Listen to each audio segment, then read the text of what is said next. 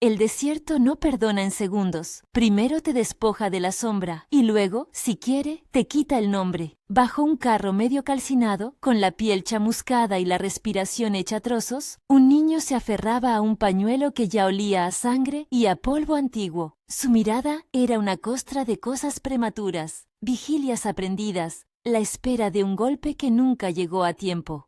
Cuando la mano grande le arrancó de la tierra, no hubo palabras para decir quién era ni por qué el mundo lo había dejado allí. Solo el sonido áspero de la garganta de un hombre que ordenaba: arrástralo al caballo, cúbrelo. Ezequiel Rowand nunca olvidó la forma en que aquel niño se quedó quieto cuando lo subieron al animal, como si la quietud fuera una lección más del desierto. Ruth, que había visto niños quebrarse en 1000 estaciones, limpió sus manos como si pudiera borrar la suciedad del pasado con agua caliente. En la casa de la cumbre, lo miraron como a una promesa rota que cabía reparar con trabajo y paciencia. Le pusieron un nombre que no reclamó y una rutina que lo moldeó hasta volverlo apacible. Sol a sol, vientos que enseñan, manos que aprenden a entender dónde empieza la carne y dónde termina la propiedad.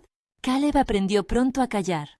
No fue una elección pensada, sino un hábito forjado en la certeza de que las palabras sobraban cuando la tierra pedía trabajo. De adolescente, prefería la compañía de las herramientas, el rastrillo que sonaba a verano, la sierra que cortaba el silencio de la madera, las riendas que mordían al ganado con la misma exactitud que la disciplina.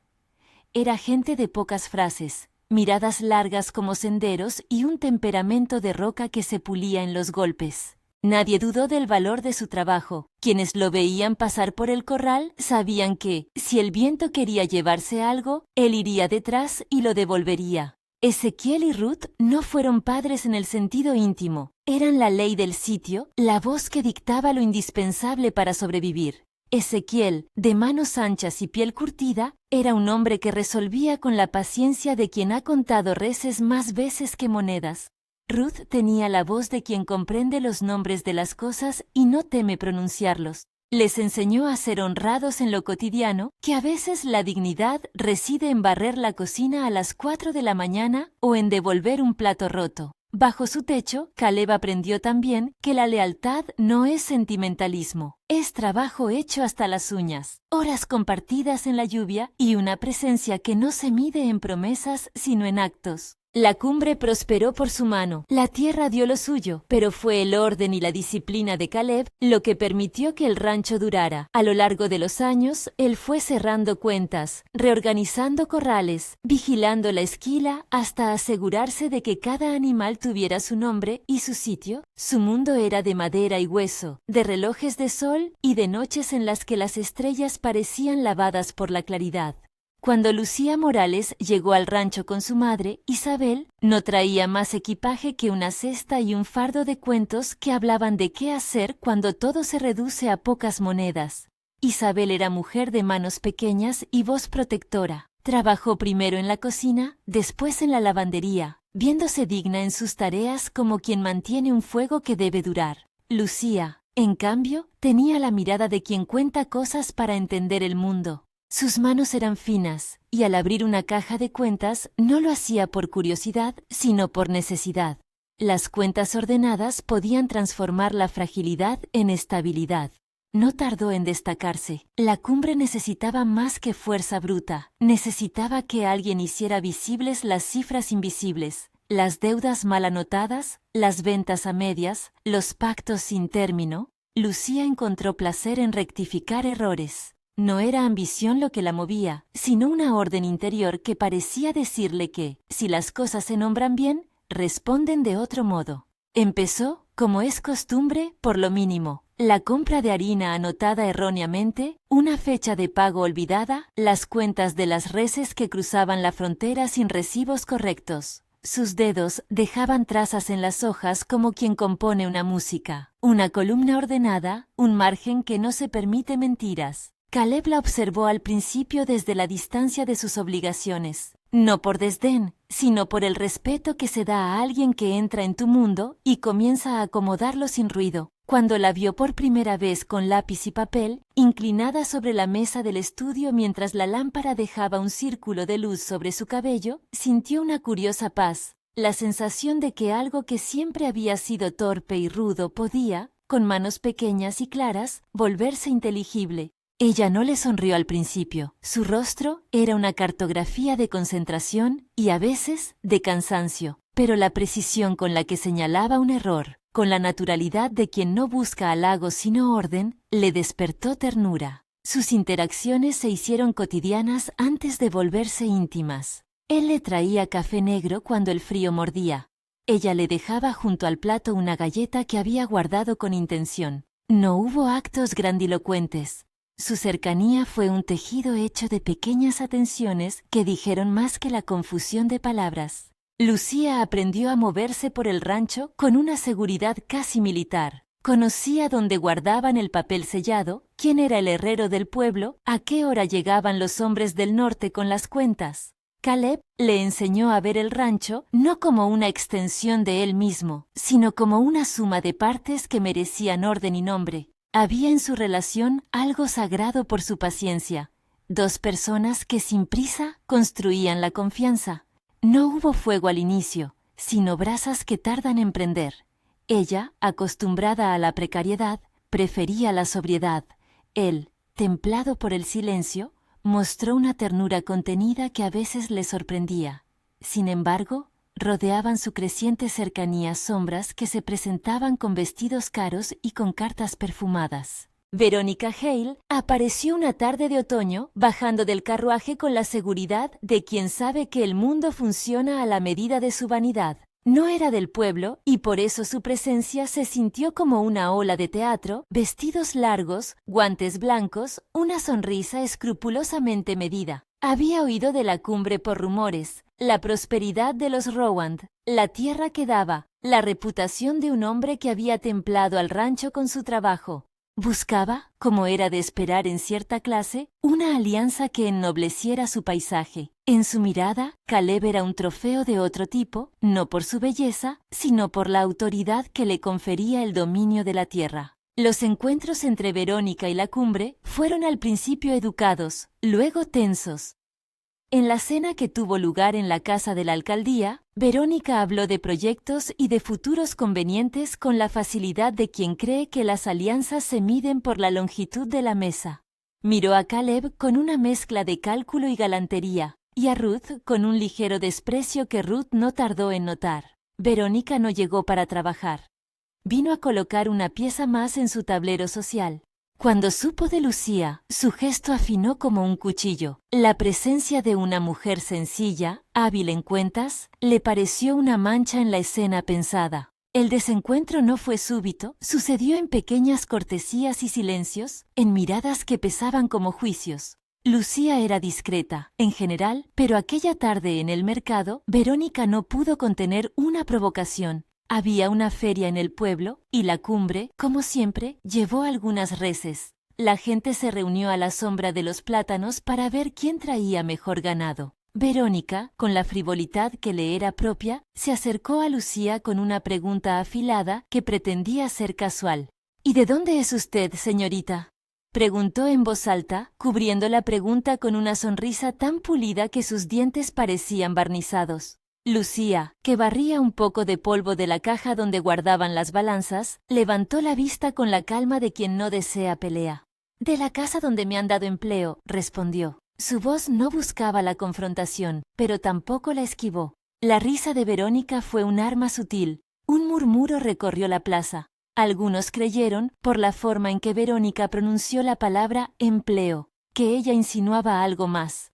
Fue entonces cuando una de las amigas de Verónica, una mujer con un corsé que parecía latir con orgullo, decidió darle cuerpo a la insolencia. Se acercó y, sin pensar en consecuencias, tironeó el moño de Lucía como se arranca una hoja de un libro mal puesto. El gesto fue violento más por la intención que por la fuerza. Quiso humillar, marcar jerarquías. La plaza se mordió en silencio. Lucía retrocedió con la sorpresa primero y luego con la indignación que se instala cuando alguien quiere reducirte a menos. Antes de que la primera palabra pudiera nacer, Caleb apareció como una sombra que se pone delante de la ventana para tapar el amanecer. No gritó, su presencia fue suficiente. Su mano se alzó y soltó la voz con una frase que sonó como sentencia. «Basta». El mundo pareció sostenerse en ese basta. Los huesos del silencio crujieron y Verónica se dio cuenta de que había ido mucho más lejos que una broma. La situación, sin embargo, había dejado marcas. El rumor se extendió con la rapidez de la pólvora. Gente con ojos hambrientos por el drama vino a preguntar. Los cuchicheos crecieron y la imagen que Verónica quería imponer, de elegancia y superioridad, se vio trastocada por la firmeza callada del hombre del rancho. Caleb no buscó pelear. No alzó la voz ni quiso humillarla a ella en el mercado. Pero en otra esquina del pueblo, bajo la sombra de un portal donde las tablas crujían con la brisa, el rumor tomó forma de amenaza.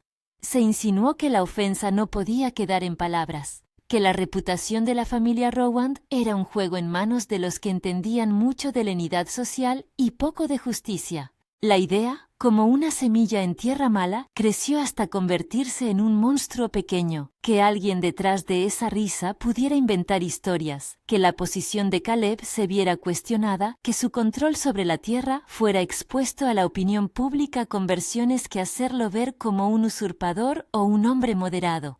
Fue entonces cuando Caleb, en la plaza donde todavía se notaba la humedad de la jornada, hizo algo que nadie esperaba, no por teatralidad, sino por una decisión protectora que le nació del instinto. Tomó la mano de Lucía, en público, frente a la gente del pueblo. «Lucía es mi prometida», dijo con la voz opaca que no suele adornarse. Las palabras tenían el peso de una roca lanzada a un estanque, círculos que se expanden, preguntas que no saben cuándo pararse. La declaración, hecha con la simple eficacia de quien coloca una estaca en el terreno, hizo silenciar a más de uno. Muchos se miraron como quien mira un incendio que se apaga con agua fría y no entiende el motivo. Verónica, sorprendida, juraría después que había visto en esa mano una posesión que no esperaba. Para Lucía, las palabras sonaron como un animal que no sabe si huir o acercarse. Su corazón dio un salto de pavor y gratitud mezclados. No fue una mentira elegante ni una capitulación romántica.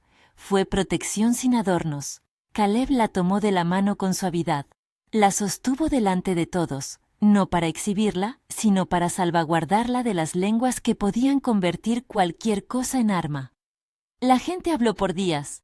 Algunos elogiaron la gallardía del ranchero, otros cuchichearon sobre la conveniencia de la unión.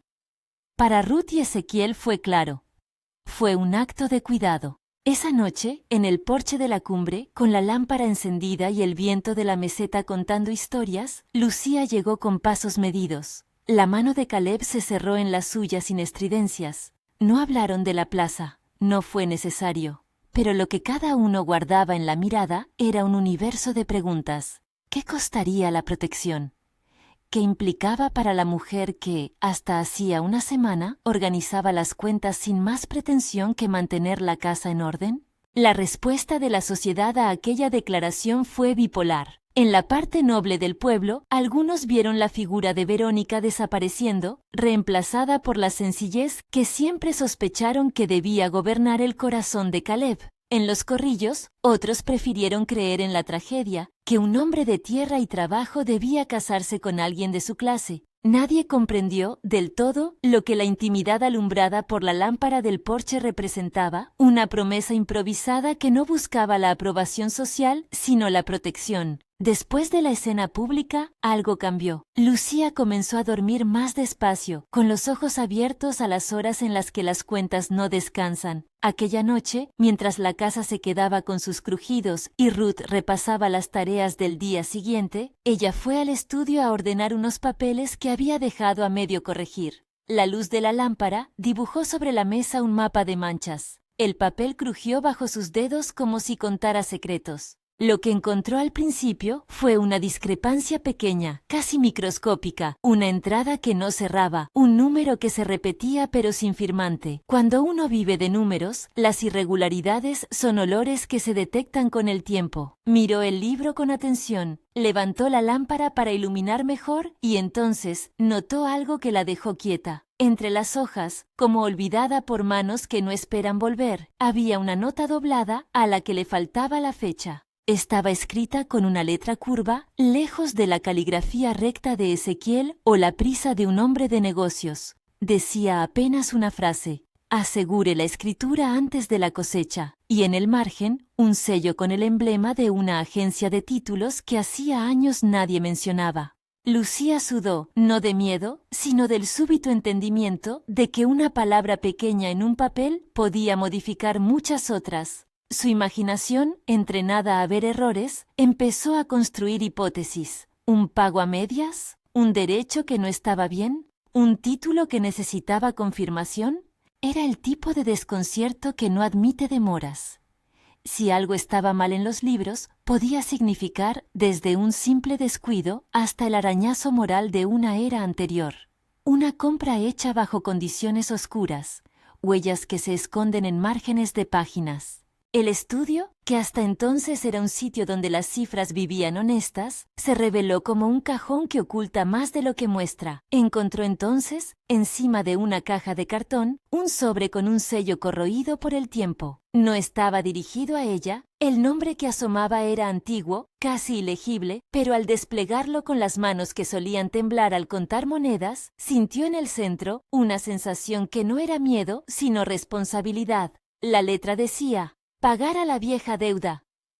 No dejar rastros. Había una cifra y un nombre de un pueblo vecino que ya no aparecía en los mapas del comercio porque había quebrado hacía años. No era casualidad que ella encontrara aquellas páginas la noche en que Verónica había intentado humillarla. Había semillas de verdad plantadas en el estudio años antes, esperando la mano de alguien que quisiera ver. Lucía, que desde el primer día había sentido el rancho como un lugar que necesitaba orden, entendió que había cosas mayores que ajustar, no solo cuentas diarias, sino las piezas que sostienen la fortuna de un lugar. Guardó los papeles en su delantal, como quien pone una semilla en un bolsillo para luego sembrarla. Sabía que, si esa verdad salía a la luz, podía hacer temblar el terreno bajo los pies de Caleb. No era una cuestión de maldad, era la constatación de que la prosperidad no siempre nace de la transparencia. El secreto, apenas asomado, podía ser un hambre que devorara la reputación de un hombre que no había pedido ser señor de nada, solo hombre atado a su trabajo.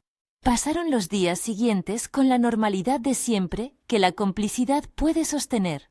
Reses que salían a pastar, cuentas que cerraban, la cocina que olía a pan. Pero en la mirada de Lucía había ahora un plegado nuevo.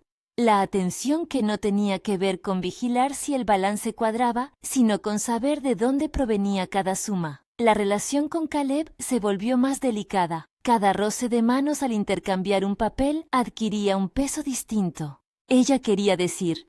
Él, en su silencio, no pedía explicaciones. Sabía cómo cuidar, pero no sabía siempre cómo exponer sus propios miedos. Y Verónica, por su parte, no se retiró. Si algo caracteriza a ciertos seres es que cuando obtienen la menor herida, sienten la urgencia de devolverla. Empezó a pasearse por la comarca con una sonrisa que no era sino un arma. Invitó a cenas donde la mantequilla era cara y la conversación más aún. Reunía a las familias acomodadas en salones donde la palabra apropiado pesa como hierro. Detrás de su interés había un plan. Si la cumbre cedía ante la vergüenza, ella recogería las monedas que alguien dejara escapar. Una tarde, mientras revisaban el inventario de la estación, Lucía volvió a mirar el sobre olvidado. Había dejado pasar 3 días, intentando decidir si la prudencia era guardar silencio o si la honradez le exigía mostrar aquello que había descubierto.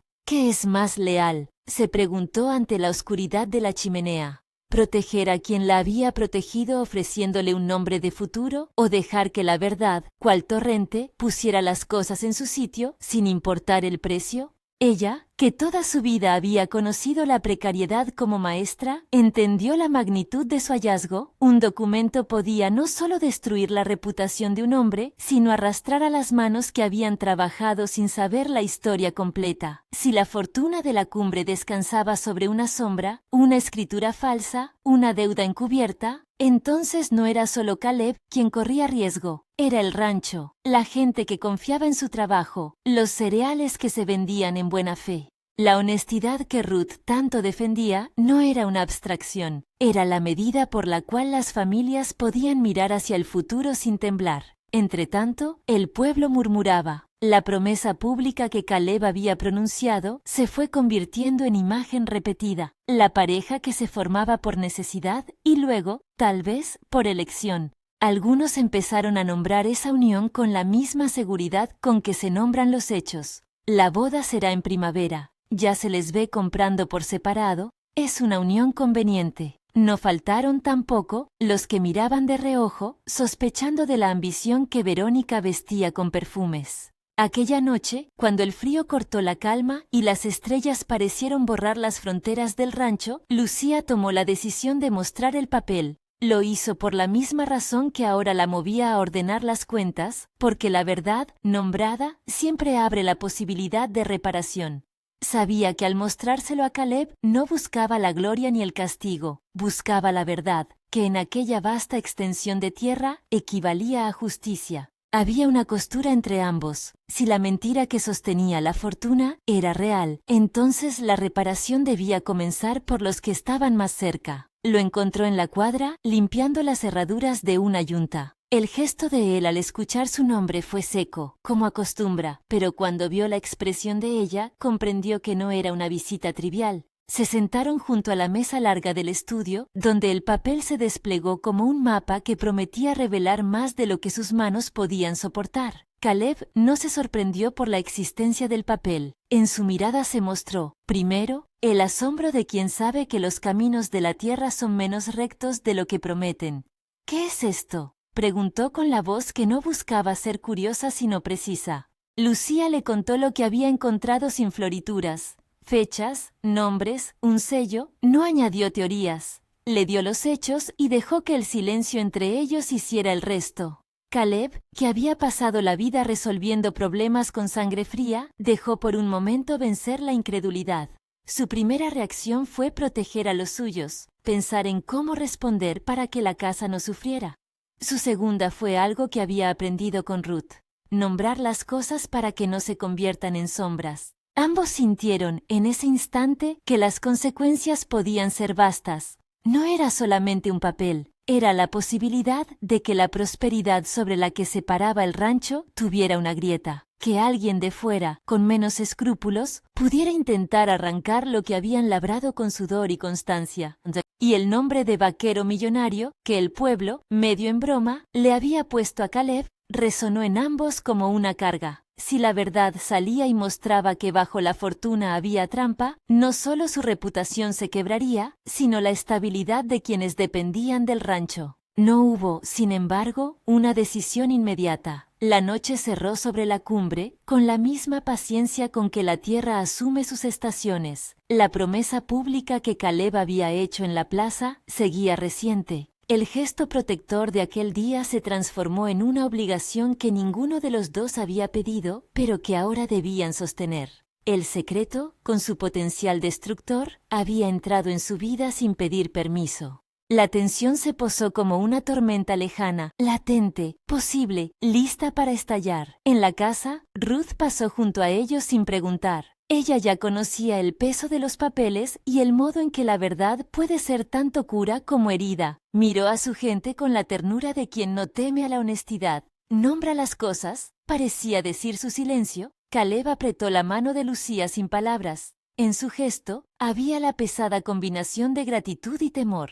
La historia no estaba aún escrita. El pueblo seguía su curso. Las reses continuaban saliendo al amanecer. La lluvia prometida cernía su llegada en el aire, y la ventana del estudio dejaba ver la lamparilla que no se atrevía a apagar. Verónica, en su salón perfumado, seguirá maquinando impresiones y alianzas. Pero en la cumbre algo había cambiado. Una mentira, dicha por necesidad en la plaza, había dado lugar a una verdad que amenazaba con desmantelar el edificio construido por años. Entre la protección y la exposición, entre la lealtad y la justicia, Caleb y Lucía debían elegir su camino. Esa noche, mientras el viento cruzaba la meseta y dejaba en las tejas un rumor antiguo, Lucía dejó el sobre donde siempre estuvo, dentro de su delantal, pegado al corazón de su ropa. Sabía que el día siguiente demandaría una decisión: exponer el hallazgo a la comunidad, buscar asesoría legal en un pueblo que vivía de reglas antiguas, o intentar corregir el error por dentro sin escándalo.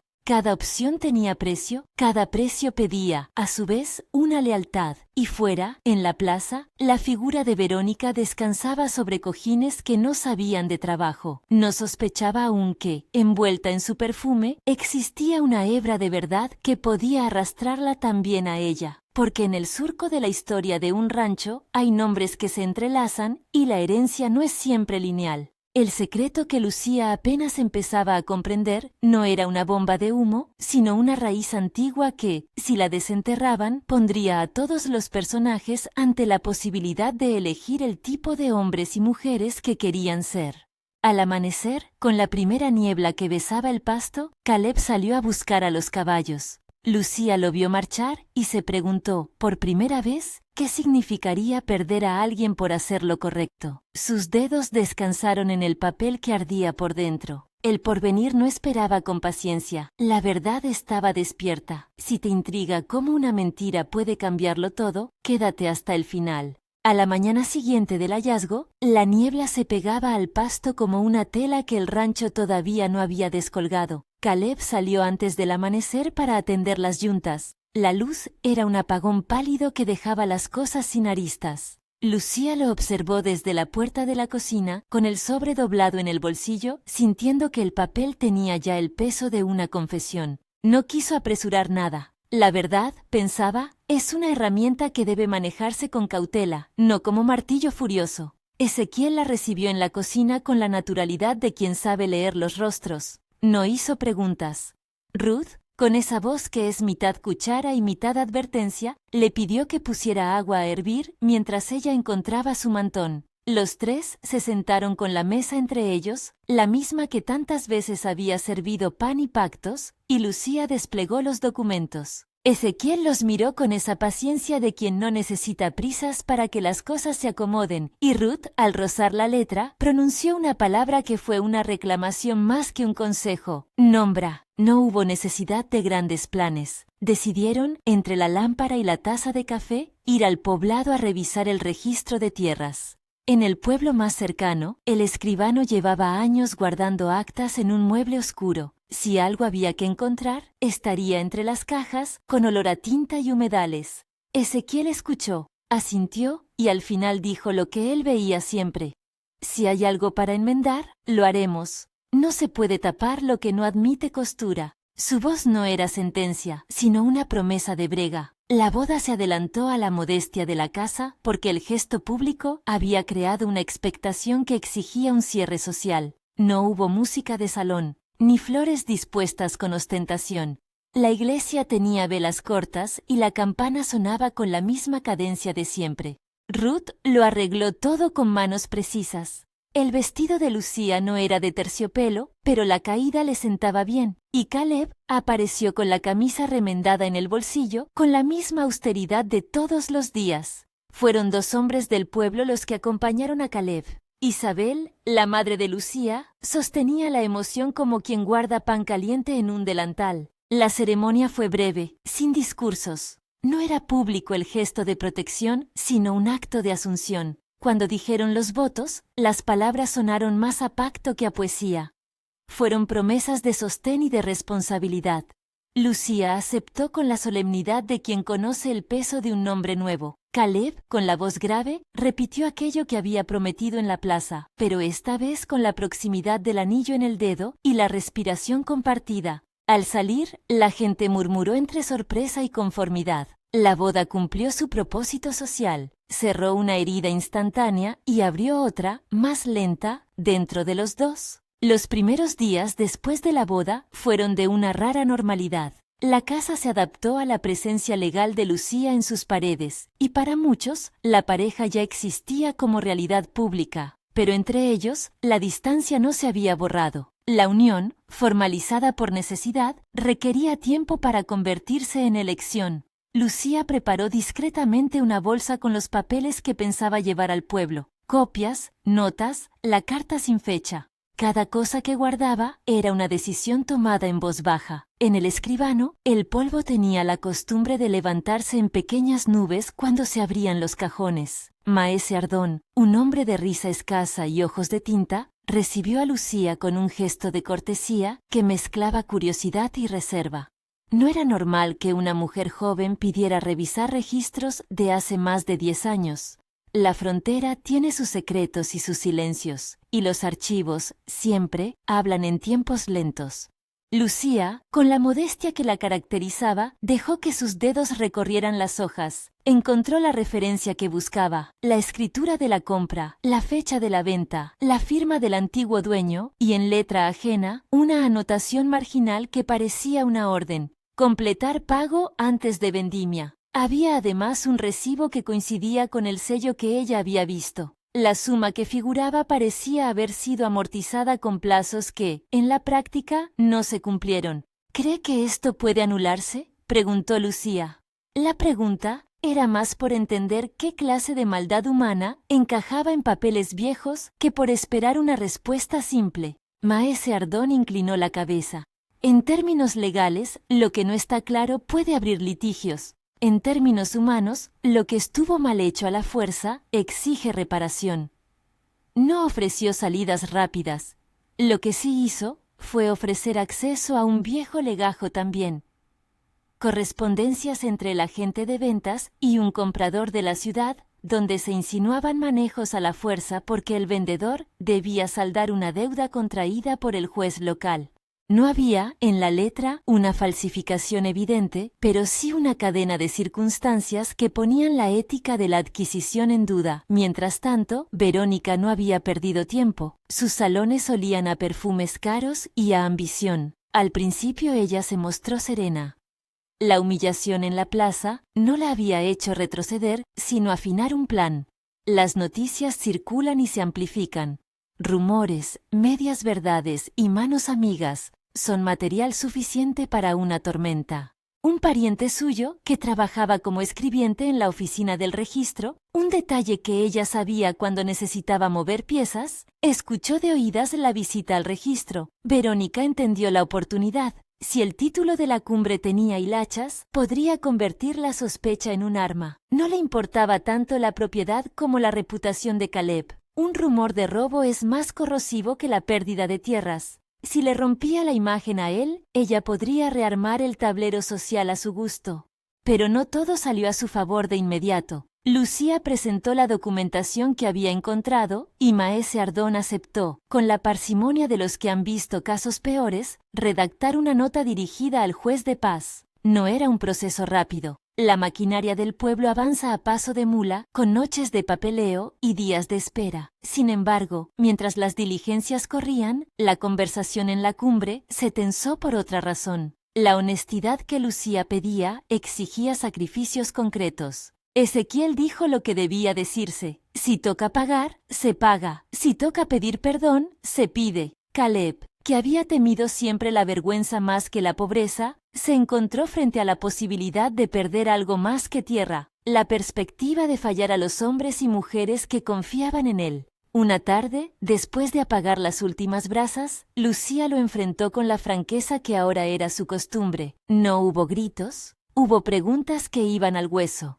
¿Me protegerías si yo dijera la verdad y eso te arruinara?, preguntó ella. Caleb miró las arrugas que el fuego trazaba en la tabla. No era la primera vez que alguien le pedía que eligiera entre guardar silencio o pagar precio. Sus manos, grandes y callosas, se cerraron en gesto de defensa. Te protegería, dijo, pero no sé proteger el rancho y a la vez admitir que lo sostiene algo injusto. Tengo miedo de que, si confieso, la gente vea a la cumbre como un robo y nos venga la sequía encima por esa palabra. Lucía tocó su mano, lenta. No te pido heroísmo sin sentido, replicó. Te pido que elijas. Si eliges la mentira para preservar una imagen, entonces quédate en la mentira. Si eliges la verdad, hazlo sabiendo que entre nosotros habrá que recomponer. Él no respondió de inmediato. El miedo no se quita con decretos. Se enfrenta lentamente como quien doma un potro difícil. Respiró hondo y al fin pronunció la decisión que cambiaría la dirección de ambos. Si hemos de perder algo, prefiero perder el orgullo antes que el nombre, dijo. No quiero que mi trabajo sea barro y mi conciencia menos. Si hay que pagar, se paga. Si hay que repartir, se reparte. Pero no voy a sostener una mentira que hunda a quienes creen en nosotros. La noche en que lo dijeron en voz alta, todo cambió. No fue un acto de exhibición sentimental, fue una elección hecha entre dos, que luego tendría repercusiones fuera de la puerta. Allí, en el dormitorio pequeño, las manos no fueron ya de protección sino de acuerdo. Se dieron permiso para acercarse sin precipitaciones. La piel se acostumbró a la proximidad. No fue una escena de una pasión salvaje, fue el lento reconocimiento de que la intimidad llega cuando las personas deciden escoltar la verdad juntas. A la mañana siguiente, la ciudad se despertó con un rumor que pedía atención. Verónica convocó a un grupo de vecinas y señaló, con voz controlada, que ciertos asuntos no podían quedar en sombras. Tenía cartas anónimas para repartir, insinuaciones, gente que gustaba de especular. Su objetivo no era solo erosionar a Caleb, era abrir un hueco en la confianza pública. Pero cuando la noticia llegó a la cumbre, Ruth se mostró inflexible. No esperéis que nos arrodillemos al rumor, dijo. Si la verdad pesa, la vamos a soportar. La respuesta de Ruth se volvió fundamento. Ezequiel y Caleb, apoyados por los hombres del rancho, presentaron ante el juez una propuesta. Se haría una búsqueda de los posibles herederos y se convocaría a una mesa pública para resolver la disputa con la misma transparencia con la que la injusticia había sido descubierta. Era, en términos del pueblo, una invitación a la justicia restaurativa. Si algo debía repararse, lo serían los hechos, no las apariencias. Verónica, al saber de la iniciativa, cambió de táctica. Si no podía sorprenderlos con el escándalo, intentaría aprovechar la lentitud del proceso. Llamó a gente de la ciudad. Un agente de tierras que conocía bien los recovecos legales y un corredor con capacidad de influir en la opinión. Susurros sobre la posibilidad de demandar, de cuestionar títulos, empezaron a volar. Pero la ciudadanía, en el fondo, prefiere un relato en el que la familia del rancho asume culpa antes que la de un intruso que viene a devorar lo ajeno. Los días mostraron algo que ni la ambición de Verónica esperaba. La sinceridad, asumida públicamente, devuelve respeto. Las audiencias en la plaza del pueblo fueron tranquilas y certeras. Maese Ardón presentó las primeras pruebas. Un viejísimo vecino, que había sido mozo del anterior dueño, compareció y contó la historia de la sequía, la deuda, la presión. No negó que la venta hubiera existido, pero dijo que el vendedor no lo hizo en deshonestidad, sino forzado por la necesidad. Las palabras no justificaban la compra, pero daban contexto. En ese momento, lo que los vecinos vieron no fue un señor desposeído que vuelve para cobrar, sino la complejidad de un pasado en que la ley y la necesidad se enredaban. La propuesta de Caleb fue tan simple como radical: ofrecer una parte de la producción anual a las familias afectadas y abrir un pequeño lote para cultivo a quienes demostraran ser descendientes del antiguo propietario, siempre que la restitución no dejara al rancho sin futuro. El gesto no cancelaba la injusticia, pero era un acto concreto de reparación. Hubo quien opinó que era concesión demasiado rápida. Hubo quien, por envidia, encontró en la propuesta una señal de debilidad. Pero también hubo quienes vieron, en la voluntad de entregar más de lo que costaba, el verdadero material del que está hecha la autoridad moral. El juez de paz, un hombre pequeño y de corazón austero, dictaminó que se procediera a la verificación de herederos y que se redactara un acuerdo público. Si había litigio, habría mediación. Si había agravio, habría compensación. Verónica, expuesta por su intento de manipular la inquietud, perdió impulso. La noticia de que Caleb había propuesto reparación y que Lucía había sido quien lo había impulsado, la mujer que ahora administraba las cuentas con mano segura, volvió a su favor el rumor. Ella, en sus salones, ya no tenía tanto poder como pensó. Sus invitados empezaron a mirar con recelo la manera en que había tratado de convertir el asunto en escándalo propio. Su figura, que antes imponía por el brillo, empezó a mostrar grietas. La resolución no llegó de la noche a la mañana. Reunir a los supuestos herederos fue una labor que llevó meses. Hubo reuniones en despachos polvorientos, viajes a pueblos cercanos y conversaciones a la luz de candiles. Algunos reclamantes no se presentaron. Otros lo hicieron con pruebas apenas suficientes. Lo que sí sucedió fue que, en ese proceso, la cumbre, que había sido un lugar de trabajo duro, se transformó en un ejemplo de reparación posible. Caleb, que había temido la humillación, descubrió que la humildad tiene una forma que no despoja, la de dar la cara y recomponer. En lo íntimo, la relación entre Lucía y Caleb se fue tejiendo con paciencia más que con artimañas. El ritual de la noche se volvió distinto. Ya no eran dos que compartían techo por necesidad, sino una alianza que se medía en decisiones. Lucía dejó de preparar la marcha que había tanteado en la primera noche, comprobar que podía sostener su viaje de vuelta a la ciudad y, si era necesario, empezar otra vida. Su maleta quedó guardada, no por resignación, sino por elección. Cada gesto de Caleb no era un deber, sino una prueba de que había decidido ser hombre para ella. El amor, en la cumbre, no explotó en una escena de arranques, se insinuó en detalles, en la manera en que él dejaba la mesa para anotar un débito que ella recomendaba arreglar, en cómo ella dejaba su mano apoyada en el respaldo de su silla cuando él consultaba un papel. En una ocasión, cuando una tormenta arrasó con parte del vallado, fue ella quien subió a la carreta para distribuir herramientas a los hombres. Fue él quien, al verla, sintió una ternura que no supo nombrar, y la abrazó sin ruido para decir, sin palabras, que la defendería en lo público y en lo privado.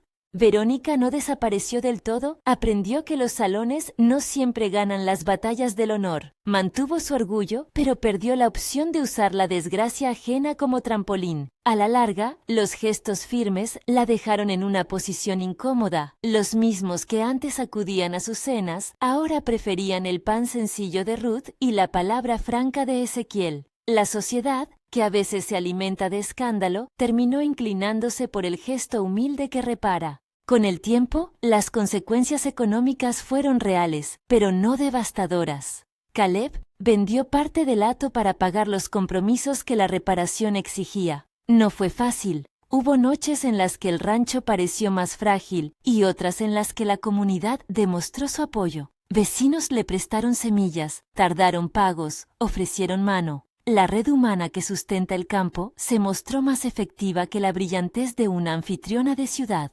Lucía registró en los libros, con su letra precisa, cada movimiento, entradas y salidas, compromisos y pagos. Con su labor, la cumbre recuperó su estabilidad, pero lo hizo distinta, con un prestigio que ya no se medía en posesiones, sino en la manera en que había enfrentado su pasado. Hubo un día, pasado el primer año, en que volvieron a la plaza del pueblo. No era una celebración de riquezas, sino una asamblea simple donde se dio cuenta pública de las reparaciones. El gesto de hablar sin que nadie le obligara devolvió algo que valía más que el oro: la confianza. La gente aplaudió no por un triunfo material, sino porque la honestidad sostenida convenía a las comunidades. Algunos se acercaron a agradecer a Lucía, sorprendiéndose de que la mujer que antes barría el polvo fuera quien ahora organizaba asambleas. La intimidad de Caleb y Lucía, en lo que a los otros respecta, se fue consolidando con el mismo paso lento que el carácter de la tierra. No fue una historia de fuegos cruzados, fue la demostración de que la elección diaria, cotidiana, de sostener al otro, transforma lo que comenzó siendo una mentira protectora en una verdad elegida. A finales de aquella estación, Ruth los observó desde el porche con esa ternura de quien ha sembrado y cosechado frutos. Le dijo a Lucía, con la soberana simplicidad de su voz: «Hiciste lo que debía hacerse. No todos se levantan cuando el mundo les pide el precio». Y Lucía, que ya no revestía la urgencia de la nueva, sonrió con esa calma que dan los deberes cumplidos. Caleb la miró y supo que la promesa hecha en la plaza había sido el primer paso de algo que ahora sostenían juntos. Verónica, por su parte, dejó de tramar con la misma fruición. La vilipendiosa posibilidad de exponer a Caleb se quedó en intento. Su estrategia, al fin y al cabo, la mostró. No hubo una caída espectacular ni humillaciones públicas excesivas. El pueblo, que a veces gobierna con cuchicheos, eligió la moderación. Verónica siguió siendo mujer de salón, pero con menos influencia. Aprendió, demasiado tarde, que la reputación se construye tanto con lo que se dice como con lo que se sostiene cuando vienen los problemas. Años después, cuando el viento venía desde la sierra y dejaba un olor a salvia en las ventanas, Lucía y Caleb caminaban a la luz débil del atardecer por la misma calle donde aquella primera promesa se había pronunciado. No necesitaban grandes palabras. Un niño corría detrás de un perro y una vecina llamaba por su nombre. Pasaron por donde una vez estuvieron las voces que los vieron prometer y sin detenerse se miraron con esa confianza que nace de la elección repetida.